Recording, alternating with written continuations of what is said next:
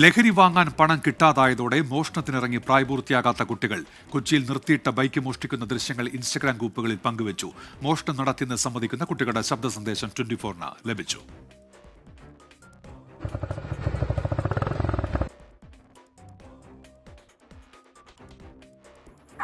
എങ്ങനെ ഓടിച്ച് താക്കോലുണ്ടായിരുന്നത് എങ്ങനെ മറ്റേ രീതിയിലോടാക്കിയ അതൊക്കെ എന്ത് വെച്ചാല് നമ്മൾ ചെയ്യാന്നറിയാം. എന്താ പൊട്ടനായിരുന്നു ആ ബൈക്ക് മോഷ്ടിക്കാൻ. അറിഞ്ഞോടെ പണി വരുമെന്ന് ഏതിലൊക്കെ ക്യാമറയിൽ പോക്കോടാ. എങ്ങനെ ഓടിയെന്ന് ക്യാമറയിൽ കൂടെ പിടിച്ചാണോ? എങ്ങനെ പെൺപിള്ളേരായിട്ട് ഔട്ടടിക്കാൻ പോയിട്ട് എങ്ങനെ ഉണ്ടായി? എസ് ശ്യാംകുമാറുണ്ട് കൊച്ചിയിൽ നിന്ന് വിവരങ്ങളുമായി. ശ്യാംകുമാർ, വിശദാംശങ്ങൾ. ഉന്മേഷ, ലഹരി ഉപയോഗത്തിന് വേണ്ടി പ്രായപൂർത്തിയാകാത്ത കുട്ടികൾ മോഷണം പോലും നടത്തുന്നു എന്നുള്ളതാണ് ഈ ദൃശ്യങ്ങളിൽ നിന്നും ഈ അവരുടെ ശബ്ദ സന്ദേശങ്ങളിൽ നിന്നും വ്യക്തമാകുന്നത്.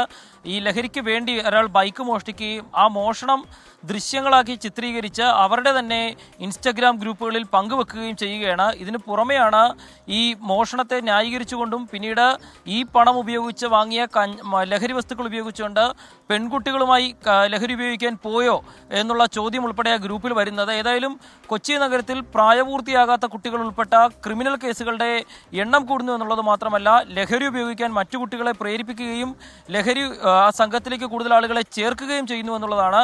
കൊച്ചി നഗരത്തിൽ ഇത്ര വലിയ സംഭവങ്ങൾ ഉണ്ടാകുമ്പോഴും ഇതുമായി ബന്ധപ്പെട്ടുള്ള വിവരങ്ങൾ അന്വേഷിക്കാൻ എക്സൈസോ പോലീസോ ഉൾപ്പെടെ തയ്യാറാകുന്നില്ല എന്നതും ശ്രദ്ധേയമായ വസ്തുതയാണ്. പ്രായപൂർത്തിയായില്ല എന്ന ഒരൊറ്റ കാരണം കൊണ്ടാണ് ഈ കുട്ടികൾ ഈ നിയമത്തെ വെല്ലുവിളിച്ചുകൊണ്ട് ഇത്തരത്തിലുള്ള നിയമവിരുദ്ധ പ്രവർത്തനങ്ങൾ നടത്തുകയും ആളുകളെ ലഹരി സംഘങ്ങളിലേക്ക് എത്തിക്കുകയും ചെയ്യുന്നത്. ഏതായാലും ഇതുമായി ബന്ധപ്പെട്ടുള്ള കൂടുതൽ അന്വേഷണങ്ങൾ നടക്കണമെന്നുള്ളൊരു ആവശ്യം കൂടിയാണ് ഉയരുന്നത്. ഉന്മേഷ്, ശരി. എസ് ശ്യാംകുമാറാണ് വിശദാംശങ്ങൾ നൽകിയത്.